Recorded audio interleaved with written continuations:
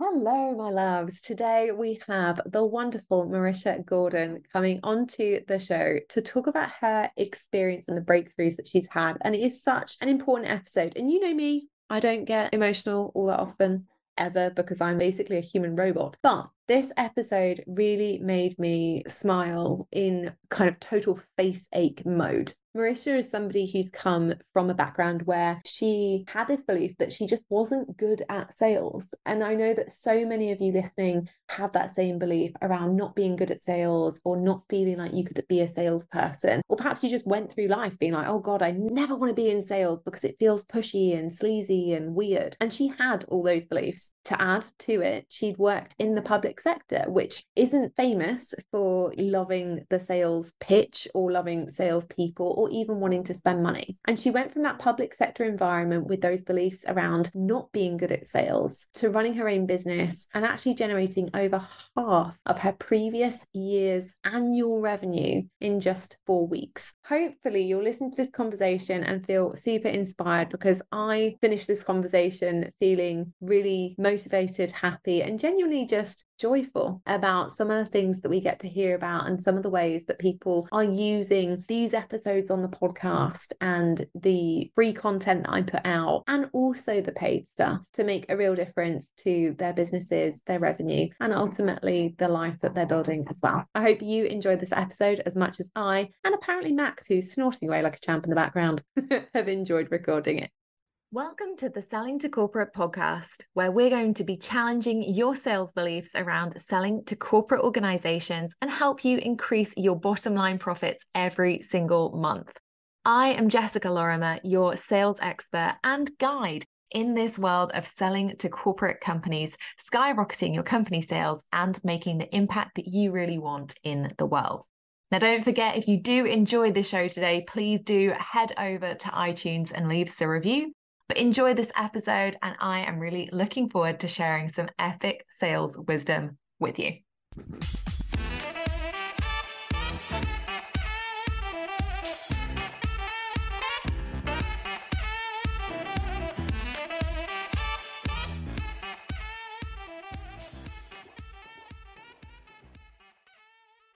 I am so excited, and I know that this interview has taken us a while to arrange, but we've finally got the lovely Merrisha Gordon on the show. Welcome to the Selling to Corporate podcast, finally. Yay, thank you for having me. Thank you. And congratulations, because for those of you who were not privy to our pre-recording conversation, this is Merrisha's first ever podcast interview. I feel honestly so privileged. It's like the coolest thing ever. I feel like I'm popping your podcast cherry, which I don't get to do very often, and that is awesome. There is no better person to have popped my cherry. So and there you go, guys. You can see exactly how this conversation is going to go.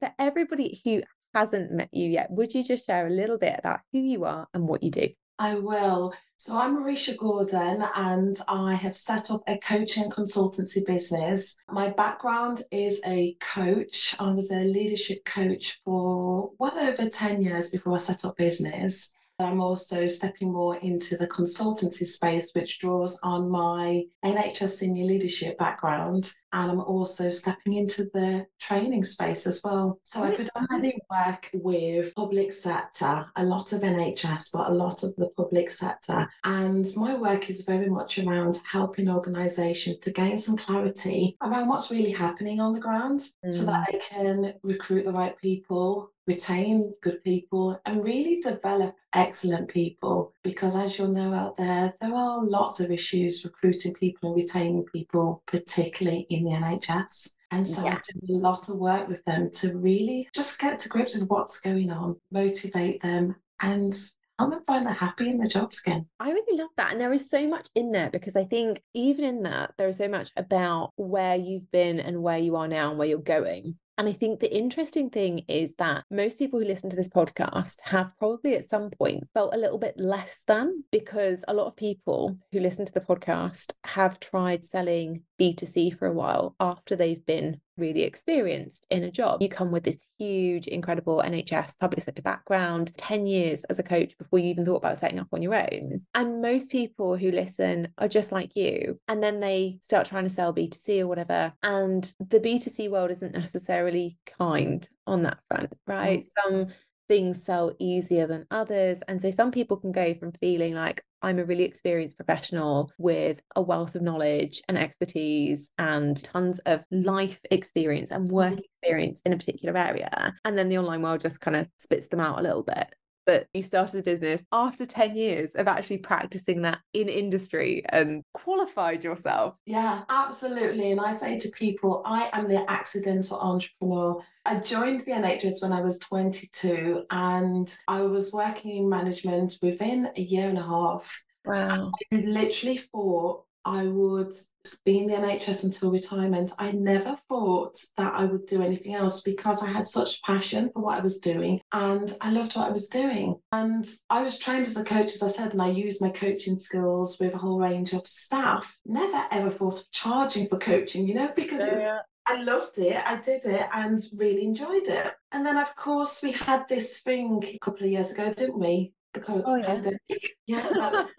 And that completely changed my world for a number of reasons. Just a few months before that, I became a single parent. Wow. And so financially, my position changed. And I was also working in mental health at the time, children's mental health, in the midst of the pandemic. And it was hardcore. And what I really noticed was that, yes, we have targets and yes, we have operational things to deliver. But for me, it was about the staff. And it had always been about the staff, but I was working in operational roles. As the pandemic hit and I saw the level of support and I saw the distress, I just seemed to gravitate more towards the staff, almost to the detriment of the day job. And then my daughter was also going to school. So I really had to think, could I continue working in the way that I had been, which was working probably 50 hours a week, doing on call, heavy commutes, not really switching off and not really being that in love with what I was doing anymore and knowing that I wanted to do more. So I wanted to do more around staff development, wanted to do more around support. There was no opportunities to do that. And I did what I say to my clients. I kind of got out of my head, listened to my heart and followed my gut and I quit my job. Wow. So I was the accidental entrepreneur. What I did do, which also gave me a bit of motivation, is I had an idea around a group coaching program. I pitched it to my HR director and she said, oh my God, this is amazing. We love this and lots of other organisations would love this too. Well, of course, that was it. Or quit my job. And there was I, suddenly launched into business. I never had a plan. I had no plan. I had no clue. Yeah. And I wasn't even aware of all of this online space because I'd spent so much time with my head down doing the day job. I had no idea what existed. In some respects, I've got the pandemic to thank for that because with the time and space that afforded me, I was suddenly online. I was starting to see what people were doing and I was like, oh, I think I could do some of this. But I had no plan, did I?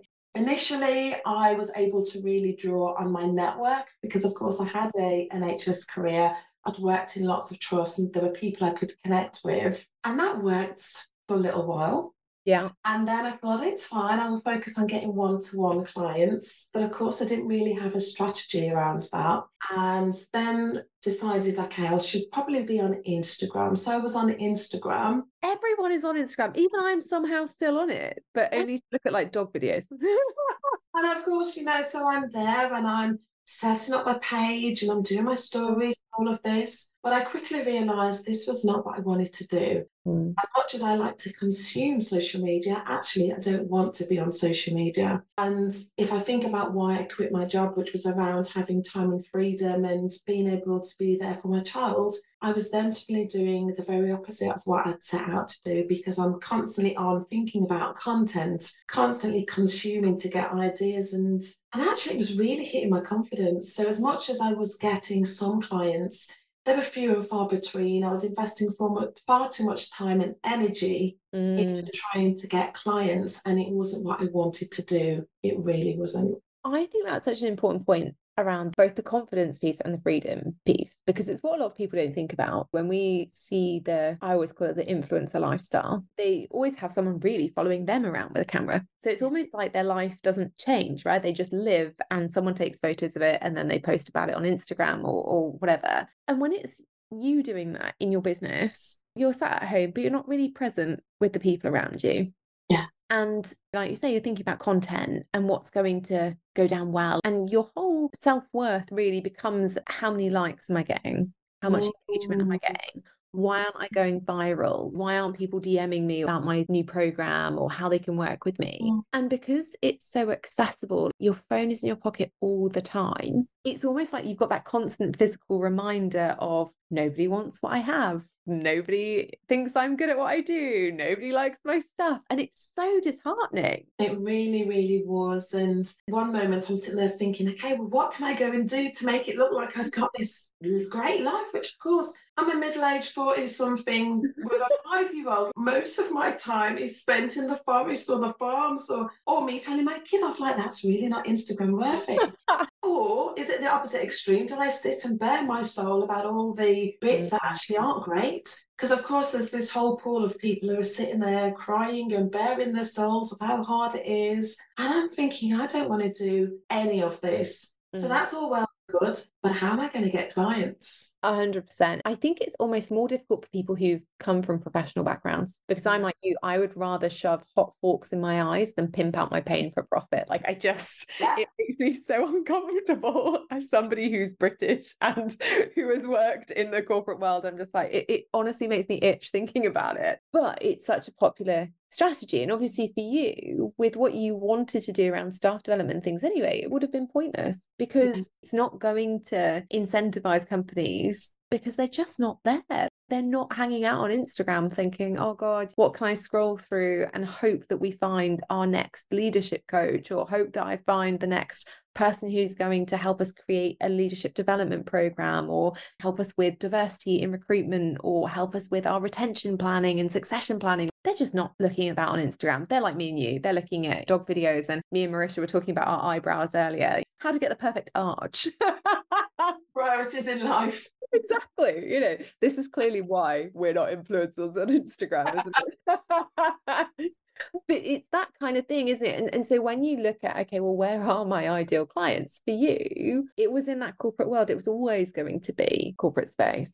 It was always going to be in the corporate space, but there was always this fear about stepping into the corporate space without the job title. Ooh. It was very, very different because, of course, you connected with lots of people throughout my 20-odd year career, and that was great. People knew what I did in my job. But I realised when I took away the job and it was suddenly me being me in my company, it was incredibly scary. And so even more so, I had this fear of social media because these people actually really know me. Like, they've really worked with me. They really know me. There was a lot of mindset stuff that I really had to overcome. And I won't say I'm completely over it, because I certainly have my moments. But what is great now is that I don't have to be sat on social media. And actually, if you look at me on social media, I've got the bare bones of a LinkedIn presence. I'm not really on social media. I've gone back to Facebook and sharing pictures of my child because that's what I like to do. But my whole approach to business had to be one that wasn't going to focus on content as in social media content, because that's not me. It's not what I want to do. It doesn't energize me. I wanted to connect with people in a different way. And that was the power of the C-suite, because you almost gave me permission to say, you don't need to be on social media. Yes, there needs to be content, but it does not have to be writing these posts for LinkedIn. You can still be successful in business without having to do all of that. And I loved that. That really resonated with me. And I love that, because I think, it's so interesting, isn't it? Like you mentioned there, it's a very big difference between being the stakeholder that other people are approaching and pitching and trying to build a relationship with in order for them to make sales, to then switch and be your own business owner, where you almost feel like that's your job now, is, oh God, now I have to go and pitch to stakeholders. And it's really weird, and it's not relationship focused. And I think sometimes what we're taught about content is that it helps us build relationships. And I don't know whether the vast amounts of content that we're taught to produce actually does, because nobody can consume it. It's just overwhelming. I look at my Facebook feed every day and I regularly mute people who are just doing those really long value posts that aren't really value. It's just, you wake up on a Sunday and they're like, oh my God, you should be doing this and that and the other. And I'm like, it's a Sunday. I just want coffee and maybe a nap. But it's that kind of thing. And it's exactly right. You don't have to be creating tons of content. And also you don't have to be creating tons of instant content. I think that's the big thing. It's this idea that we're so reactive now as a society, and you have to post the content and you have to look the part and you have to do all the things. And actually, one of the things that you know from being in that corporate space, and that I know from being in that corporate space, is that you don't get time to look at that kind of content because your inbox is always full of something else that needs fixing. So actually, that move for you was around, okay, well, what can I create that's genuinely going to be useful? What's going to be interesting? And what can I create at a regularity that suits me and suits my life and gives me the opportunity to actually deliver? Because that, let's face it, that's all we all want to do, is spend our time on delivery. It's the fun bit. And that's where you've really grown, is taking that journey and going, right, okay, what suits me and how can I just get more delivery done? Yeah, it's what suits me. It's what suits my life. And then I think it's really important kind of looking back now, because I've just entered my second year in business. But looking back, if I was going to do this again, I really would have thought about my life and what suits my life, and then designing the business around it, as opposed to trying to design my life around the business. That's not what I want. Well, it's not what you leave the job for. Like, so many people, they start their business and they just create a worse job than they had. And I've done it. I did it in the first iteration of my business. I was like, oh, good. Now I'm working like 60 hours a week on this. But where's the freedom that I thought I was going to get? Where's the time away from social media to recharge and rest? That's why I got rid of my first business. But you've learned that lesson obviously a lot quicker than me. So clearly a lot brighter. It's the salesperson in me. So what do you think were the big differences for you? Because I think you came to one of the Converting Corporates events. I did. And that must have been quite unusual, because you go from being a corporate where you have learning development that is a particular style on an LMS system usually, or someone's delivering a workshop or something, to coming to 2 days of networking with other people who are all trying to do what you do. And that's a change. It was a huge change. And I think that was probably my first kind of business event that I'd been to. I had to say I had binged you quite a bit before I come along to that. I think I'd seen you in somebody else's training, then started following you, had been binging you for a while. And then when that day event came up, I was like, yes, I need to be there. It was great to hear people verbalise some of the struggles that I was having. It was good to connect with people and to really see people who were a little bit ahead of me, not too far ahead that I felt completely unrelatable with them, but I was able to connect with people and say, how do you do this? Yeah. Worked for you. And everyone talked about having to have different iterations of what they were doing. And as they were learning and growing and evolving, really testing out and seeing what worked. But what was really clear was that your knowledge, your expertise was also crucial to people's growth. And I knew this already, and I knew I already wanted to be in the C-suite, but the business wasn't at a place at the time where I could make that investment. So then when you did the online self-study version, I was straight in there, wasn't I? I think you were literally one of our first people to buy. Like, I was like, yes. I was so excited. I was, because I just knew from the nuggets you were giving in the podcast, I just knew it worked. I mean, I remember there was a couple of things that I took from the podcast before I'd even joined, and it was around the business development calls. And I know that having any kind of business development course scared the life out of me. I always had this mentality, even when I took jobs when I was as a teenager, I never wanted to do sales. Sales was not me, didn't suit my personality, not good at sales, don't want to do it. If you come to me and ask, can I put this through the till? Yeah, I can do that. But I'm not selling you anything. What I got from your podcast was definitely having a structure, and I recognize I need a structure. I absolutely need a structure. I had come from quite a structured background, so I was lacking that structure. And the minute I kind of used your approach with an initial call, I realized that actually I could do this. I was still nervous, but I had a structure. I just knew you knew your stuff. And then I also remembered how long it was taking me to do these proposals, which of course weren't proposals, they were copious slide decks that looked very lovely. So of course, one of your podcasts was like, you don't need Never use the slide deck. You don't need to do the slide decks. It's like, okay. But you just simplified it and made it easier. I'm not going to say easy because it's not easy. You made it easier. I was able to start adopting little things. That was before I'd even signed up. So I knew, well, if I can get this from the podcast, there was no hesitation, even though I had spent quite a lot of money already on other online programs like we all do, don't we? We see this thing that we need to have, and some people are amazing at marketing their programs. And of course, you sign up, and then if you're anything like me, you barely get past the halfway mark. Yeah, and me. I say to everybody, I've never made it past week 6 of anything because it's always the same. Like week 1 is always your ideal client. What kind of flip-flops do you wear? Like week 2 is always, write out your messaging. Week 3 is branding. Week 4 is website. And I'm like, just give me the bit I want to know. But you're right, everyone does it. I spent £8,500 my first year on courses that I have never completed. And honestly, guys, I have no intention of completing. There's something dying in my inbox. My accountant literally banned me from any more programs because when she did the year-end analysis and she added it up, it was well over 10 grand, over 10 grand.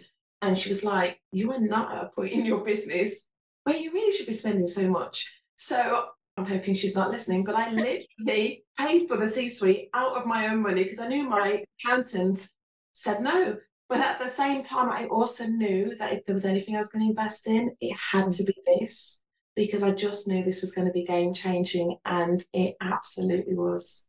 Oh, I love it. I love it. And I always say to people, what are some of the breakthroughs that you experienced when you joined? Because I do think it's really different joining the C-suite than any other program, but I'm biased. Like, it's my program. So of course I think it's great. But I think one of the big differences that I always point out to people is that it's not linear. So I say to everybody, almost as a warning, when you join, it's not go and do this module and then do 3 weeks of this module and things. It's very much use it for where you are, which is great because it produces quicker results. But also when you're asking people about their breakthroughs, they're always very different because people all start in very different places. Yeah. So what were your biggest breakthroughs? I think I definitely started with the mindset piece. And I thought, let me work my way through. That's how I started. That's certainly not how I continued, but I definitely started with the mindset piece. And then the big bit for me was around business development.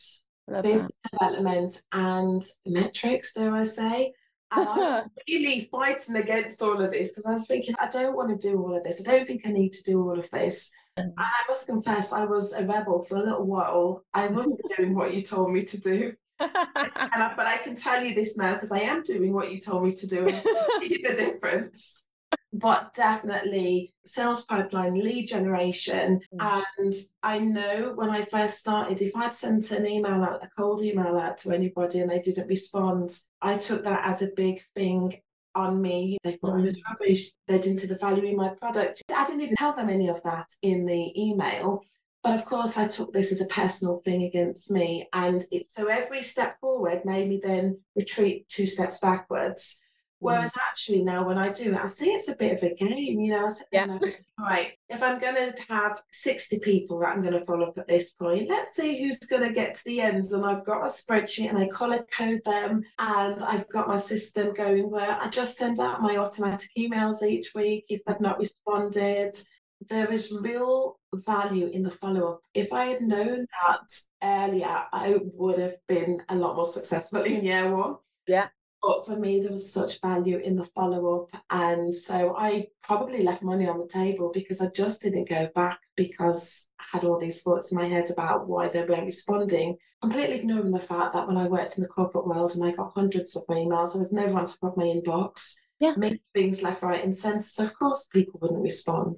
It's such a strange thing, isn't it? 'Cause I hear from so many people, they're like, I don't want to be a burden. I don't want them to think that I'm giving them the hard sell. I don't want people to feel like I'm pushy. And we have all of these stories that we're telling ourselves. And then you think back to the days when you were in corporate and you're like, God, yeah, like if someone followed up with me a bunch of times in the right way, and let's always give that caveat, you know, there is Yes. a way to do it. If they kept following up, you'd be like, oh God, I'm so sorry.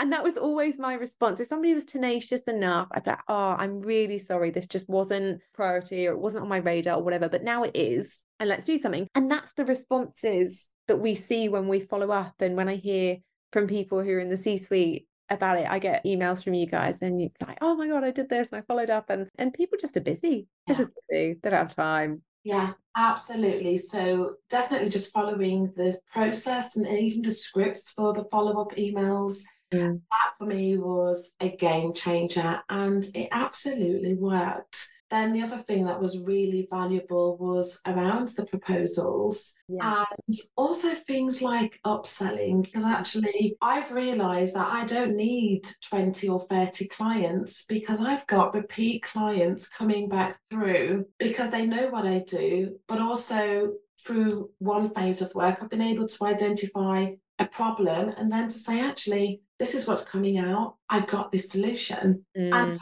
have a really comfortable conversation about it, which is a sales conversation, but isn't a sales conversation. It just flows. It feels very organic and it's been generating results. And that's been great. And really caught myself recently where I had a conversation with a new potential client and I enjoyed it. You know, I honestly, Shocked. I was very shocked. I didn't recognise myself, but I really enjoyed it because it was just having a conversation. But they were lovely people, really on Mm. the same wavelength, and we were having a laugh and we were having a chat. And I have to tell you, that was the quickest yes I ever got because I came back within 24 hours and said Yeah. yes. And in fact, they said yes before they had even met me. They said yes.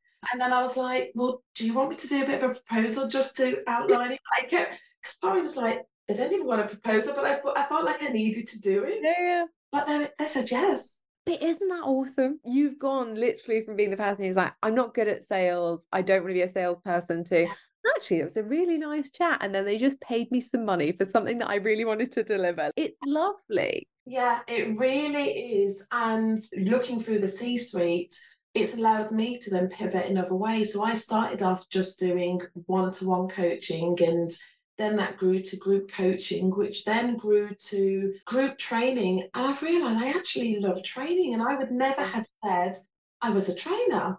But of course, you had a section in there as well around training. And so I was able to utilize that to then get to sell programs that were over 10K, which I've never done before, and thought, oh my God, I've done this. And I really, really enjoy it. So this is how my business has pivoted because I've been able to really understand what solutions people need Yeah. and to work with them to develop that. And that's such an underrated sales lesson because I think everyone does start out believing, because that's what we're shown on television and films and things, that sales is this pushy environment where you almost force the solution onto a Mm. prospective client. And it's really not. Sales is diagnostics and empowering them to make an informed decision. And that's it. And once that click happens, suddenly people get it and they're like, oh, this is easy. Because it's exactly the same as the conversations you'd have with your friends on a Friday night about their horrible spouse, or the conversations that you'd have with your family members about, oh yeah, I bought these jeans from this place, they're really nice, these are all the reasons I like them. But we just don't apply it to the way that we sell. We think that there's this particular personality we have to have, or a pushy method that we just need to know the secret behind, and there isn't anything. I guess the biggest question for me is, how would you say that life has changed now? Because you've gone from trying the social media method where you felt on quite a lot of the time, and now you're making these kind of bigger sales and you're finding sales more enjoyable. Mm. How has that translated life-wise? So it's really interesting because I said to somebody recently, I feel like I've got the life that I dreamt of, I never saw possible. Oh. My working week feels easy and It almost feels weird saying that we're working weird is easy when it's always felt so hard for such a long time, because working in the NHS is hard, you Yeah. know, it's a challenge. And there was all sorts of pressures. My life feels easy or easier. I'm not going Mm. to say it feels easy, but I don't have the same pressures. But I also recognize that it fits with my life. So I Mm. work 4 days a week because I recognize that actually to be doing the coaching and the training, I need to be in the right energy. Yeah. So for me, what's really important is getting out in nature Mm. and just having some time to switch off. I might have 2 days a week where I'm doing soul delivery, but I get to space it out so it's not back to back, which Yeah. feels right for me. I might spend an evening scheduling my emails, my marketing emails, and that feels great for me. And then there will be some business activities throughout another day as well. And so that's why it feels easy, because it fits in. I can collect my daughter from school, I can take her to dancing, I can do the bath and the bedtime without thinking, oh my God, I've got a one-to-one client, she needs to hurry up and go Yeah. to bed, because it fits in with my life. I And love that's what I really love about it. I really love that. And it's so nice as well, because then your daughter gets to see you working hard, but also working hard on the right things and at the right times. You get to have the quality time. And I said to everybody, I don't have kids, and it's not an experience that I expect in my lifetime. But I do expect that you should be able to spend time with your loved ones. And that's a huge thing. I think that's amazing. I really love it. Absolutely love it. Thank you. I Thank you. know. I Thank can't you. thank you enough. No, thank you for using it.